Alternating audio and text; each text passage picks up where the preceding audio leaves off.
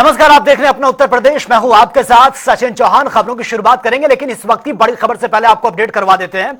और फिलहाल ये बड़ी खबर टीम इंडिया की शानदार जीत को लेकर। ये बड़ी खबर, ऑस्ट्रेलिया को हराकर फाइनल में भारत पहुंच गया है। विराट कोहली ने 84 रन की पारी खेली है। ऑस्ट्रेलिया ने 265 रनों का यह टारगेट दिया था।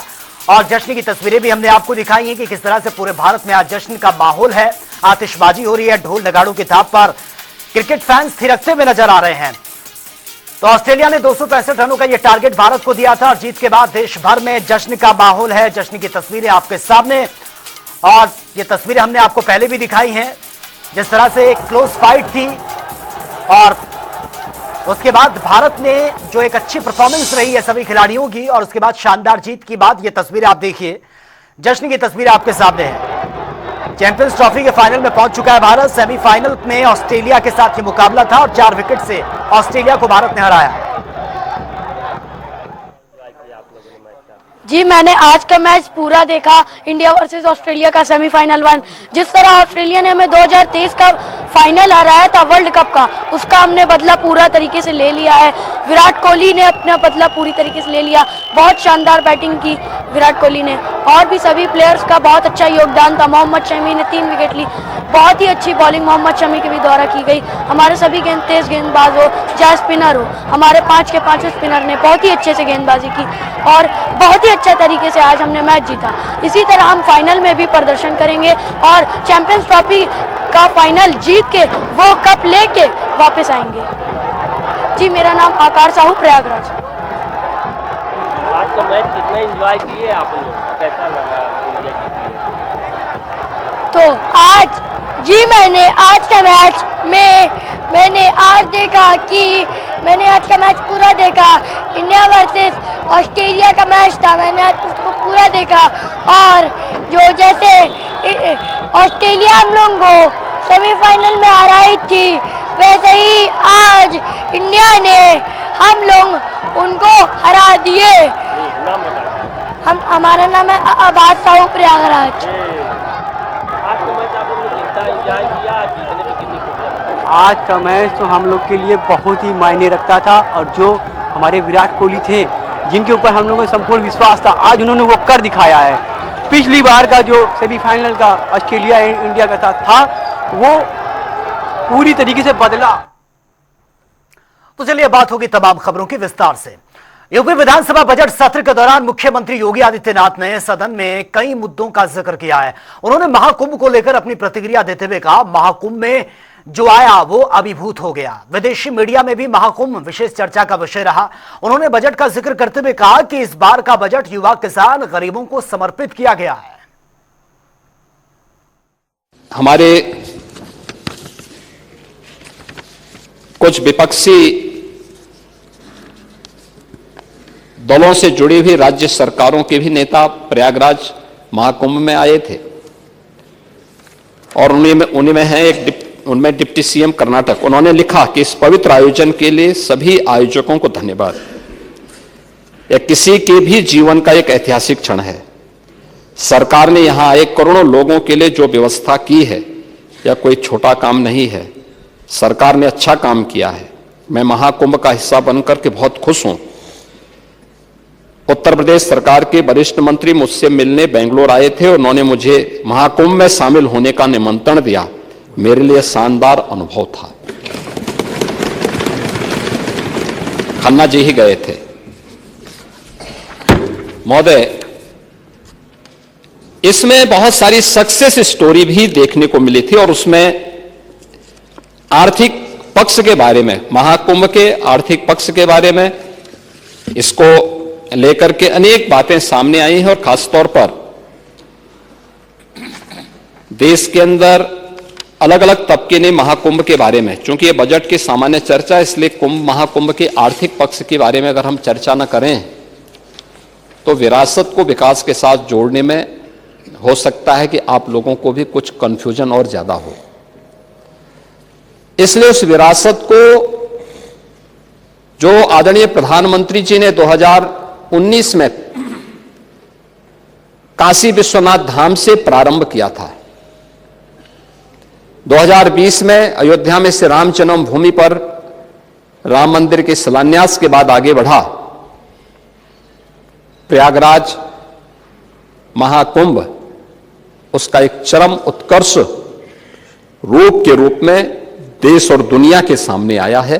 और उसी विरासत की आर्थिकी क्या हो सकती है, वह विरासत विकास के साथ साथ आस्था को आर्थिकी के साथ कैसे जोड़ सकता है, इसके कुछ उदाहरण भी हैं, जिसमें कैट ने स्वयं इस बारे में कहा है कि महाकुंभ में लगभग 3 लाख करोड़ यानी 360 बिलियन अमेरिकी डॉलर से अधिक का व्यापार हुआ है, यानी इससे लेन देन हुआ है। ये प्रदेश की अर्थव्यवस्था में सहभागी बनेगा। महाकुंभ 2025 प्रदेश की अर्थव्यवस्था को 3.5 लाख करोड़ का लाभ इससे मिलने का अनुमान है और प्रयागराज और आसपास के जनपदों को इसका प्रत्यक्ष और अप्रत्यक्ष लाभ प्राप्त हुआ है। महोदय, इसमें भारत के जो मुख्य आर्थिक सलाहकार हैं बी अनंत नागेश्वरन, उन्होंने इस बात को कहा है कि महाकुंभ मेले के कारण उपभोग खर्च में तेज बढ़ोतरी की उम्मीद हुई। इससे भारत को चालू वित्त वर्ष में 6.5% की विकास की दर हासिल करने में मदद मिलेगी। और इस मामले में जो विभिन्न अन्य क्षेत्रों में जो विभिन्न प्रकार के अनुमान लगाए गए विभिन्न आर्थिक विशेषज्ञों ने कि किस किस सेक्टर में कितना अधिक उससे आर्थिक लाभ हुआ है या उससे आने की संभावना है। होटल उद्योग में 40,000 करोड़ का, खाने पीने अन्य दैनिक उपयोग में प्रयोग होने वाली वस्तुओं में 33,000 करोड़ का, परिवहन में 1.5 लाख करोड़ का, पूजन सामग्री में 20,000 करोड़ का, दान आदि में 660 करोड़ का, टोल टैक्सेस में 300 करोड़ का और अन्य में लगभग 66,000 करोड़ का, कुल 3,960 करोड़ रुपए का अधिक का इससे आर्थिक समृद्धि इसके माध्यम से प्रदेश को प्राप्त होने वाला है और इसके माध्यम से ये चीजें हम सबको प्राप्त हुई हैं। माह रमजान की रौनक चरम पर है। वहीं रोजेदार सहरी के साथ साथ रोजा भी रखे हुए हैं और मस्जिदों में तरावी के साथ साथ इबादत का रूहानी माहौल बना हुआ है। खासतौर पर सहरी में सूद फेनी की मांग सबसे ज्यादा है, जिसे लोग काफी पसंद भी कर रहे हैं। और इसी कड़ी में हमारे संवाददाता ने ग्राउंड रिपोर्ट भी तैयार की है। यह रिपोर्ट एक बार देख लेते हैं।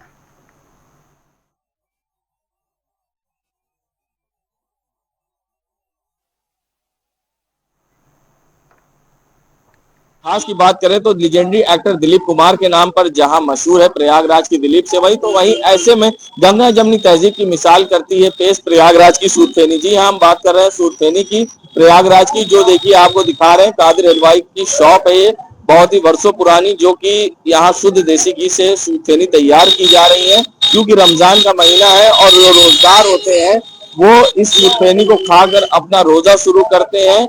तो वहीं दूसरी तरफ जो सुहागन महिलाएं होती, तीज के पर्व पे भी वो सेवई इस सूद फेनी का इस्तेमाल करके अपना व्रत करती है। फिलहाल हम इनसे बात कर लेते हैं। ये बताइए, जो आप सूद फेनी तैयार कर रहे हैं कितनी देर में तैयार होती है, क्या खास होता है इसमें, किस तरह से ये सूद फेनी आप लोग तैयार करते हैं, क्या खास होता है? क्योंकि कहा जाता है जिस तरह से रोजदार इसको खा के रोजा रखते हैं, तीज में महिलाएं व्रत रखती हैं गंगा जमनी तहजीब मिसाल पे, क्या कहिए? ये 2 घंटे में 3 घंटे में तैयार हो जाता है और ये देसी घी का है। घी के सब इसमें घी की और हाथ से बनने की कारीगरी और बस। तो इसमें क्या क्या इस्तेमाल होता है, कितनी देर इसको? मैदा और घी रहता है और दूसरा कोई नहीं रहता। अच्छा। मैदा और घी रहता है और कुछ सामान नहीं रहता। तो ये सूद फेनी कहाँ कहाँ तक बाहर जाती है? ये तो सऊदी दुबई कहीं जाती है। हाँ। चलिए फिलहाल हम दुकान के जो ऑनर है हम उनसे भी बात कर लेते हैं। यहाँ पर जो कि शॉप है कादिर हलवाई की, हम उनसे भी बात करते हैं कि सेवई और उसके बाद सूद फेनी की जो प्रयागराज की बात कर ली जाए कि किस तरह से चर्चा में रहती है। क्योंकि जैसे कि दिलीप सेवई की बात करी जाए तो दिलीप सेवई प्रयागराज की मशहूर है क्योंकि लेजेंडरी एक्टर दिलीप कुमार के नाम पर, मगर गंगा जमनी तहजीब की मिसाली सूद फेनी पेश करती है क्योंकि रोजदार इसे रोजा भी जो तीज रखते हैं वो भी इससे, और सावन के महीने में भी सूद फेनी का बड़ा इस्तेमाल होता है सावन में, और ईद के बाद तीज भी आती है उसमें भी इस्तेमाल होता है सूद फेनी। इलाहाबाद प्रयागराज से। तो देखिए रमजान का महीना, रमजान में इसकी कितनी डिमांड बढ़ जाती है, क्योंकि कहते हैं रोजदार जो इसको खा के रोजा रखते हैं, क्या खा उसकी ये खास बात है कि इसको दूध और को भिगो के खाने से आदमी को प्यास की शिद्दत नहीं महसूस होती। वो प्यास इतना लंबा समय रहता है रोजा खोलने में, तो उसको खाने के बाद उसको भूख और प्यास की शिद्दत नहीं महसूस होती। कितनी देर में तैयार होती, क्या खास इसमें यूज होता है और कहाँ कहाँ तक इसकी सप्लाई आपकी होती है? हम तो भाई अपना यही लोकल बेचते हैं, बाहर वाले भी ले आते हैं। तो कहा जाता है कि सऊदी दुबई तक ही यहाँ से जाती है। वो खुद लोग ले आते हैं दुबई गल्फ वगैरह में, बाहर वाले यहाँ वाले बेचते हैं, इलाहाबाद वाले प्रयागराज या दुबई जो जाती है तो यहाँ वाले बेचते हैं। तो यहाँ पे और दुकान खरीदारी भी कर रही है। बताइए, आप लोग आए सूतफेनी खरीदने, किस तरह से आप लोग खरीदते हैं, क्या है खास है? भाई रमजान का महीना है, ये बरकतों का महीना है, पूरा महीना खरीदारी होती है, उस महीने दिल खोल के पैसा खर्च किया जाता है। सूतफेनी के बारे में यहाँ की क्या है? सूतफेनी तो कादिर हलवाई की पूरे शहर में फेमस है और बहुत दूर दूर तक फेमस है। लोग स्पेशली लोग लेने ही आते हैं यहाँ पर। और जैसे कि आप देख रहे हैं इमरती अभी से निकल रही है और ये अभी आधे घंटे में खत्म हो जाएगी। तो देखिए यहाँ की अगर बात करी जाए सूतफेनी की, तो देश विदेश तक जाती है और गंगा जमनी तहजीब की मिसाल पेश करती है। चाहे वो रमजान का महीना हो या तीज हो या सावन हो, हर इसमें सूतफेनी इस्तेमाल होती है। उसके पीछे एक खास वजह भी है कि अगर जो रोजा रहते हैं, निर्जला व्रत रहते हैं या रोजा रहते हैं, तो उन्हें प्यास की शिद्दत, पानी की यानी तलब महसूस ना हो। अगर सूतफेनी दूध से वो खाते हैं तो उन्हें प्यास नहीं लगती और व्रत में उन्हें पानी का एहसास और याद नहीं आती। इसके लिए भी सूतफेनी खास होती है, जिसकी अभी से तैयारी शुरू हो गई और पूरे रमजान इसकी बिक्री होगी और सूतफेनी यहाँ से लेके विदेश तक जाती है। वीडियो जर्नलिस्ट सामू कुशवाहा के संग सैयद मोहम्मद आमिर, प्रयागराज। विधानसभा सत्र का दौर जारी है और इसी को लेकर सदन में कई तरह के बयान भी उठ रहे हैं और इसी कड़ी में स्वास्थ्य के मुद्दे पर चर्चा हुई है, जिसको लेकर समाजवादी पार्टी के विधायक ओम प्रकाश सिंह ने कहा कि एक तरफ तो ये इंजीनियर बनाने की बात करते हैं, लेकिन दूसरी तरफ मस्जिद तोड़कर हिंदू मुस्लिम के बीच दरार पैदा भी करते हैं। बीजेपी का विकास से कोई लेना देना नहीं है। वो बसपा में आकाश आनंद को पार्टी से बाहर किए जाने के सवाल पर उन्होंने कहा है कि बसपा सुप्रीमो मायावती मिशन से भटक गई हैं। विधानसभा सत्र का दौर चल रहा है। हमारे साथ ओम प्रकाश सिंह जी हैं जो समाजवादी पार्टी के विधायक हैं। सर, संभल को लेकर बहुत चर्चा हो रही है। कहा जा रहा है कि कोर्ट में कहा गया है कि जो ये मस्जिद है इसको मस्जिद ना कहा जाए, विवादित ढांचा कहा जाए। देखिए, इन लोगों के पास कोई कार्यक्रम तो है नहीं। इस सरकार के पास विकास नहीं का एजेंडा है, विकास इनके मुंह में है, इनके जमीन पर इनका एजेंडा नहीं है। तो इनको इसी में मजा आता है, क्योंकि उत्तर प्रदेश में वोट जो मिल रहा है इसी के नाम पर मिल रहा है। इसलिए मैं कहूँगा कि ये फालतू और बकवास है। इनको विकास करना चाहिए, इनके कंप्यूटर साइड में करना चाहिए। इनको दुनिया में घूम रहे हैं इनके प्रधानमंत्री, इनसे आकर विकास की बातें करना चाहिए। इनको पैसा आज खुद नलकल में बोले हैं कि जो सरकार से, भारत सरकार से पैसा मिलना चाहिए वो लेट मिला। कुंभ में जो पैसा मिलना चाहिए वो भी लेट मिला। तो ले देखिए, इनको विकास बचाना चाहिए। विकास से ही दुनिया की तरक्की होती है। लेकिन मुख्यमंत्री योगी आदित्यनाथ घर है वहाँ तो कोई जाएगा, भगवान से दुआ करता है तरक्की के लिए, अमन चैन और शांति के लिए।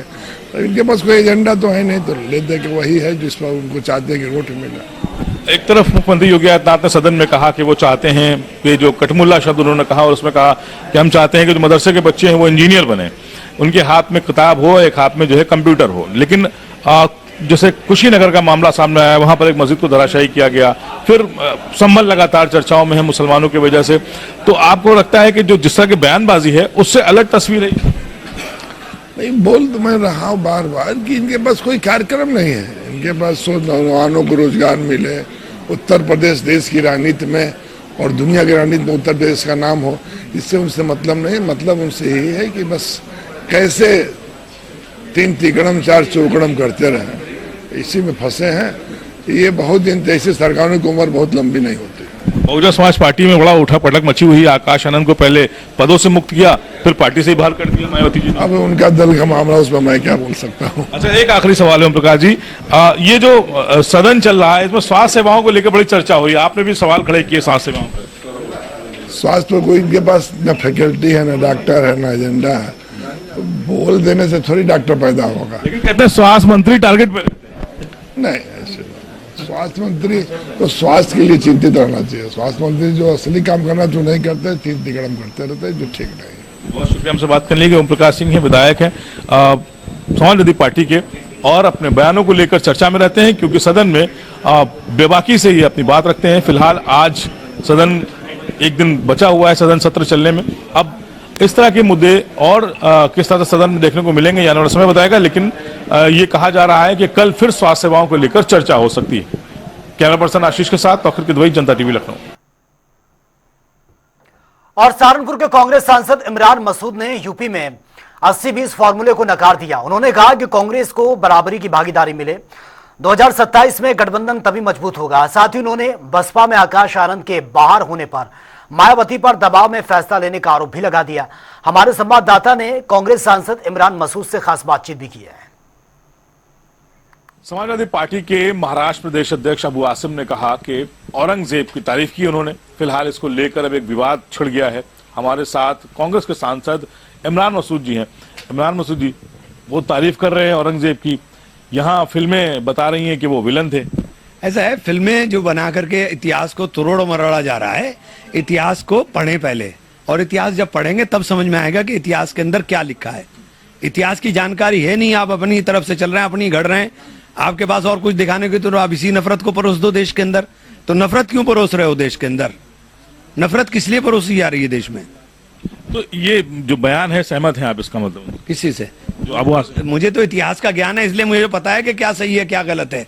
जिनको इतिहास का ज्ञान नहीं है वो पहले इतिहास पढ़ें। इतिहास अपना गढ़ा हुआ ना पढ़ें, सच्चाई बताएं लोगों को कि सच्चाई क्या है। अगर अतीत के अंदर झांकना है तो अतीत के अंदर झांक करके देखिए कि 27% जीडीपी थी, आज कहां खड़े हो गए थे? लूटने वाले लूट कर लेके गए। कौन लेकर गया लूट करके? लूट करके अंग्रेज लेकर के गए। मुगल के वंशज जो हैं आज बर्तन मांझ करके अपना जीवन यापन कर रहे हैं। वो यहीं पैदा हुए, यहीं खत्म हो गए, यहीं पैदा हुए, यहीं खत्म हो गए। 600 साल हुकूमत करी उन्होंने। ये तो हो गया फिल्म से जुड़ा हुआ सवाल, लेकिन एक उत्तर प्रदेश में बड़ा घटनाक्रम हो गया। बहुजन समाज पार्टी ने की राष्ट्रीय अध्यक्ष मायावती ने अपने भतीजे आकाश आनंद को पार्टी से पहले सारे पदों से मुक्त किया, फिर पार्टी से ही बाहर कर दिया। आपने लंबा समय दिया है बहुजन समाज पार्टी में, क्या लगता है क्या अपने ट्रैक से उतर गई है बहुजन समाज पार्टी? देखिए, बहुत दुखद है, बेहद दुखद है।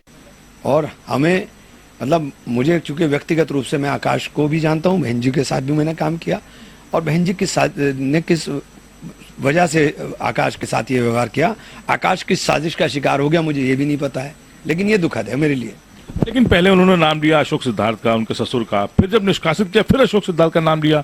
अपने ट्वीट में कहा कि आप उनसे प्रभावित हैं, लगातार आप उनके संपर्क में हैं। तो अशोक सिद्धार्थ का ऐसा क्या मामला आपको लगता है? बड़ी नेता है, उनके बारे में कोई भी बात मैं करना नहीं चाहता, वो बड़ी नेता है। लेकिन इतना जरूर कहूंगा कि वो आकाश बच्चा है और बहुत अच्छा उभरता हुआ एक नेतृत्व देश के अंदर, दलितों में एक अच्छा नेतृत्व मिल रहा था, उसको पोषण की जरूरत थी। लेकिन एक वीडियो उनका बड़ा वायरल हो रहा है, वो कह रहे हैं पार्टी में बड़े बदलाव की जरूरत है, कुछ लोग बड़े गलत जगहों पर बैठे हुए हैं, पदाधिकारी बना दिए गए हैं। अब वो वीडियो को लेकर भी चर्चा है कि कहीं वही वीडियो तो वजह नहीं है उसकी। बात तो गलत नहीं कह रहा वो, बात गलत क्या कह रहा है कि 2007 में जो पार्टी सत्ता में आई अपने दम पर आई, 2022 आते आते वो दम तोड़ गई। तो बात गलत क्या कह रहा है कि 12 साल में 13 साल में ऐसा क्या चमत्कार हो गया कि पार्टी 29% से 9% के ऊपर आ गई, और अभी अगर यही स्थिति रही तो 9% से 0 पर भी चले जाएगी। तो वो जो सपना बाबा साहेब भीमराव अम्बेडकर का था, जो सपना साहब मान्यवर काशीराम का था, वो सपना तो चकनाचूर हो रहा है, वो सपना तो चकनाचूर हो रहा है ना। तो उसने गलत क्या कह दिया? लेकिन वोट परसेंटेज भले घटा हो, लेकिन राहुल गांधी जो इतने बड़े नेता हैं कांग्रेस के, वो कह रहे हैं कि बहुजन समाज पार्टी अगर साथ में होती 2024 में सरकार होती, आज भाजपा बाहर होती। तो सही तो कह रहे हैं, सही तो कह रहे हैं। जब बहन जी बात करती हैं कि हमें विचारधारा को बचाना है, तो विचारधारा तो आपकी भी खतरे के अंदर है ना। जब संविधान कोई नहीं रहेगा, जब बाबा साहब के बनाए हुए संविधान के ऊपर खतरे के बादल हो, और जब राहुल गांधी उस लड़ाई को मजबूती से लड़ रहे हो, उस वक्त आप साथ ना हो, तो इसका मतलब आप उनको पोषित कर रहे हो। एक सवाल और है उत्तर प्रदेश से जुड़ा। मुख्यमंत्री योगी आदित्यनाथ कह रहे हैं कि हम कठमुल्ले नहीं बनाना चाहते हैं, हम इंजीनियर बनाना चाहते हैं यहाँ के मदरसे के जो छात्र हैं उनको। इसके बाद कुशीनगर में मस्जिद का एक मामला आता है, संभल लगातार चर्चाओं में है। ये दोनों बातें आप कैसे देखते हैं? बात देखिए, मुख्यमंत्री जी संत हैं, और संत जो है, संत व्यक्ति करुणा से भरा हुआ होता है, प्रेम से भरा हुआ होता है, कड़वाहट नहीं होती संत के अंदर। इनमें कड़वाहट क्यों है? पहले कड़वाहट निकल जाए। और जहां तक ये बोल रहे हैं कि हम करना चाहते हैं, तो आपने तो अल्पसंख्यकों की छात्रवृत्ति बंद कर दी, बच्चों को पैसा ही नहीं देते आप पढ़ने के लिए। आपकी कथनी कुछ है, करनी कुछ है, तो जो कह रहे हो उसे कर दो ना। अगर आप पढ़ाना चाहते हो डॉक्टर इंजीनियर, तो बढ़ाओ डॉक्टर और इंजीनियर, दो उनकी कोचिंग के लिए पैसा, उनकी कोचिंग का भी पैसा बंद कर दिया आपने। हाँ, एक तरफ तो आप ये बात कहते हो, करते कुछ और हो। समाजवादी पार्टी गठबंधन में भी है, इंडिया में भी है, और इसके अलावा फिर वो जब दिल्ली चुनाव होता है तो आम आदमी पार्टी का साथ देने पहुंच जाती है। तो क्या कुछ दूरियां बन रही हैं क्या? नहीं, कोई दूरी नहीं है। समाजवादी पार्टी, अखिलेश जी बड़े नेता हैं, कोई दूरी नहीं है। लेकिन प्रदेश के अंदर 2027 के अंदर ये नहीं होगा जो 80 और 17 का फॉर्मूला था। मैंने इतनी सी बात कही थी कि हम अपनी पार्टी को कंप्रोमाइज नहीं करेंगे।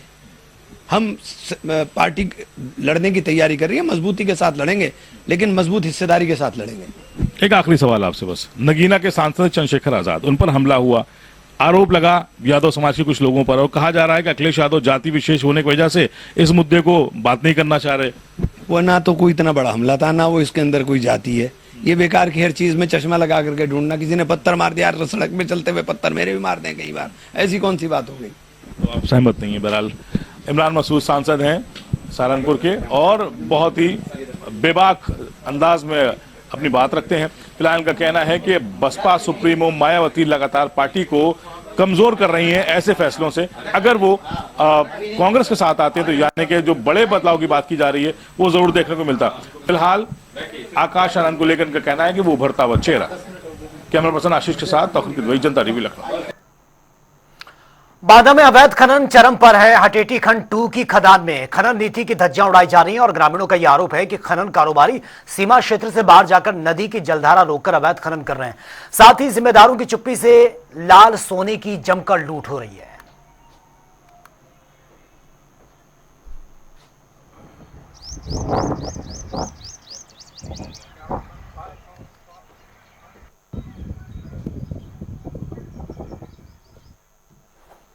तो फिलहाल इस बुलेटिन में मेरे साथ इतना ही, लेकिन तमाम खबरों के लिए आप बने रहिए जनता टीवी के साथ। नमस्कार।